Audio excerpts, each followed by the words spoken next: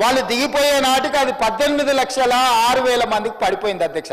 27.30% విద్యార్థులు ప్రభుత్వ పాఠశాలలలో పడిపోయినరు. ఈరోజు ప్రైవేట్లో 11,000 పైచలకు పాఠశాలలు ఉంటే 36 లక్షల విద్యార్థులు చదువుకుంటుంటే 29,000 పాఠశాలలు ప్రభుత్వంలో ఉంటే 24 లక్షల మంది ఈరోజు ప్రభుత్వంలో లెక్కలు తేలుతున్నాయి అధ్యక్ష. Residential, private school, residential and day schools మొత్తం లెక్క కడితే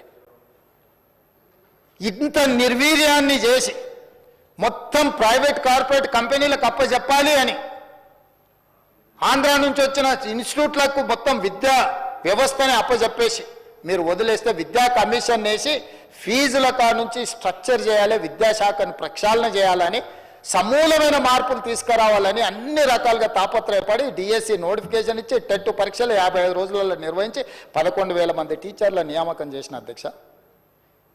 10 సంవత్సరాలు ప్రమోషన్లు లేకుండా ఉన్నా 20 సంవత్సరాలు ప్రమోషన్లు లేకుండా ఉన్నారు, 10 సంవత్సరాలు ట్రాన్స్ఫర్స్ లేకుండా ఉన్నారు. 20 ఏళ్ళ ప్రమోషన్లను లాంగ్వేజ్ పండిట్స్తో సహా 22,000 మందికి ప్రమోషన్లు ఇచ్చిన 36,000 మంది టీచర్లకు బదిలీలు చేసి చిన్న వివాదం లేకుండా టీచర్ల బదిలీలు చేసిన అధ్యక్ష. ఐఏఎస్లను బదిలీ చేయడం అల్క కానీ టీచర్లను బదిలీ చేయడం ఎంత కష్టమో నీకు తెలియదా అధ్యక్ష?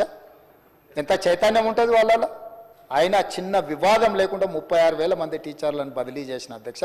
11,000 మంది టీచర్ల నియామకాలను చేపట్టిన, 14 యూనివర్సిటీలకు వైస్ ఛాన్సలర్లను నియమించిన అధ్యక్ష నేను విద్యాశాఖ బాధ్యత తీసుకున్న తర్వాత. ఇది నా చిత్తశుద్ధి. 40% డైట్ ఛార్జెస్ పెంచిన, 200% కాస్మెటిక్ ఛార్జెస్ పెంచిన. ఎవరుంటారు అధ్యక్ష ఈ diet charges, cosmetic charges? SC, ST, BC మైనారిటీల పిల్లలు లేరా? ఆ పిల్లలు మా పిల్లలైనా పాఠశాలకు వెళ్ళి వాళ్ళతో పాటు కూర్చొని సహబంతి భోజనం చేసి నా ఐఏఎస్ ఐపీఎస్ అధికారులను నెలకొకసారి ఖచ్చితంగా పాఠశాలలో వెళ్ళి భోజనం చేయండి అని ఈరోజు పర్యవేక్షిస్తున్న మాట వాస్తవం కాదా అధ్యక్ష? ఈ రకంగా ప్రక్షాళన చేసి పేరుకపోయిన చెత్తను తొలగించి మీరు చేసిన పాపాలను కడుక్కుంటూ ఈరోజు పూర్తి స్థాయిలో మేము ప్రయత్నం చేస్తుంటే మమ్మల్ని కించపరిచే విధంగా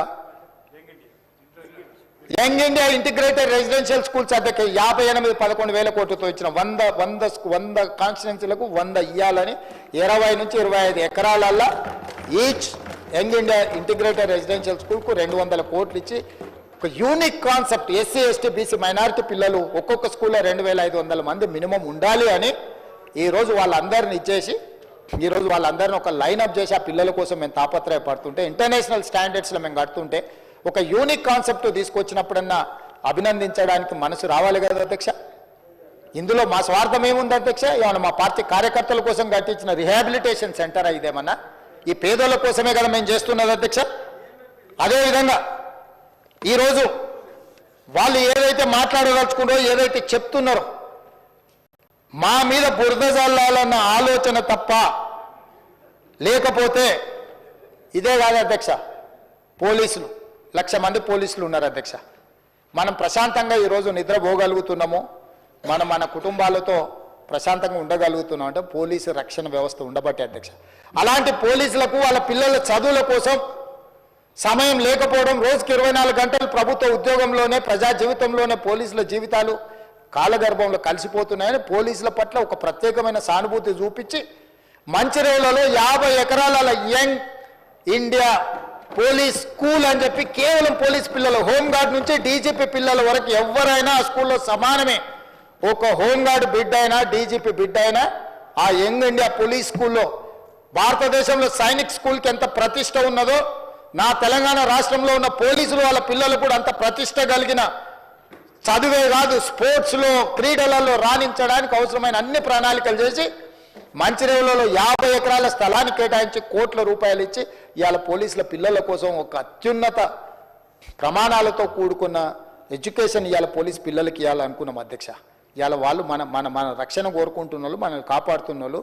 ఈరోజు రాష్ట్రం ప్రశాంతంగా ఉందంటే అది పోలీస్ శాఖ వల్ల కాదా అధ్యక్ష?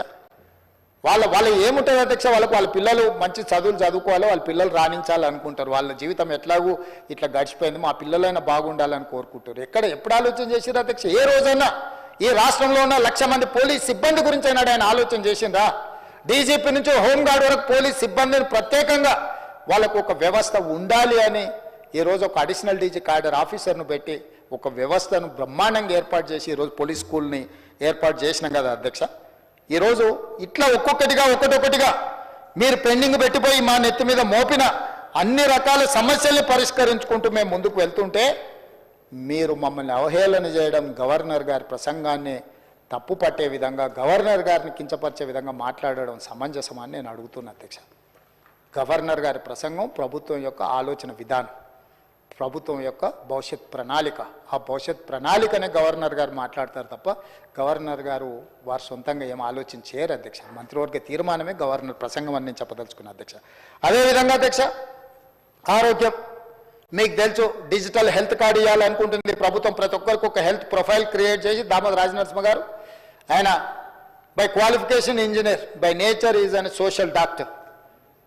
సామాజిక బాధ్యత కలిగిన, చైతన్యం కలిగిన వ్యక్తిగా, ఇంజనీరింగ్ గ్రాడ్యుయేట్గా వారికి ఆ బాధ్యత ఇచ్చి ఈ రాష్ట్రంలో ఉన్న 4 కోట్ల ప్రజలకు అందరికీ ఒక హెల్త్ ప్రొఫైల్ క్రియేట్ చేసి హెల్త్ డిజిటల్ కార్డు క్రియేట్ చేయడం అనేవి కాకుండా ఉస్మానియా యూనివర్సిటీ హాస్పిటల్ని కుప్పగూలుతుంటే కూడా పట్టించుకోకుండా ఊరుకుంటే 30 ఎకరాల గోషమాయిల దగ్గర 30 ఎకరాలలో 2700 కోట్లు, దాదాపుగా 3000 కోట్లతోని ఈరోజు ఉస్మానియా నూతన హాస్పిటల్ నిర్మించడానికి దామోదర్ రాజనరసింహ గారి నాయకత్వంలో ఈరోజు మా ప్రభుత్వం నిర్ణయం తీసుకున్నది ప్రజల వైద్యానికి సంబంధించింది కాదా?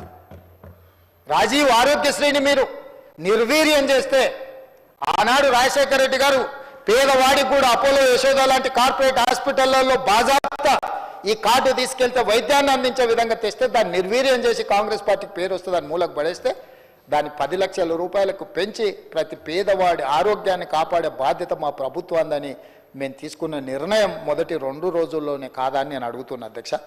అదేవిధంగా ఆ రాజీవ్ ఆరోగ్యశ్రీలో కూడా 163 మెడికల్ ప్రొసీజర్లను అదనంగా యాడ్ చేసి వాళ్ళందరినీ వివిధ రకాల డిసీజులు వస్తే కూడా వాళ్ళకు వైద్యాన్ని అందించాలి అని చెప్పి ఈరోజు మా ప్రభుత్వం నిర్ణయం తీసుకున్న మాట వాస్తవం కాదా అధ్యక్ష? మెడికల్ కాలేజ్ జీవోలు ఇచ్చి పోయింది అధ్యక్ష. 8 మెడికల్ కాలేజీలకు అడ్మిషన్లు కూడా ఇయ్యలే all India medical council. Damodara Rajanarasimha గారు మా అధికారులు పోయి ఢిల్లీలో కూర్చొని ఆ 8 మెడికల్ కాలేజీలకు అన్ని రకాలుగా రేషనలైజ్ చేసి కేంద్రం నుంచి అనుమతులు తీసుకొచ్చినాం అధ్యక్ష. ఎంతసేపు ఉన్న కేంద్రం మెడికల్ కాలేజీలు ఇవ్వలే అంటే నువ్వు అసలు లెటరే పెట్టలే, నువ్వు అడగనే లేదు. నీ తెలంగాణ రాష్ట్రానికి మెడికల్ కాలేజీలు కావాలని నువ్వు అడగనే లేదు. నువ్వు చేసిన తప్పిదాలను కప్పిపుచ్చుకోవడానికి మంది మీద నెట్టేసి ఒకటి కేంద్రం మీద, ఒకటి ప్రతిపక్షం మీద, ఒకటి పాలకపక్షం మీద, ఒకటి కాంగ్రెస్ పార్టీ మీద, ఊరి మీద, అందరి మీద నెట్టేసి నీ పాపాలన్నీ కడుక్కోవాలనుకుంటే రికార్డులు అక్కడ ఉంటాయి కదా అధ్యక్ష. ఉన్న వరంగల్ కానీ, లేకపోతే అల్వాల్ కానీ, లేకపోతే ఎల్బీ నగర్ కానీ, లేకపోతే నిమ్స్ కానీ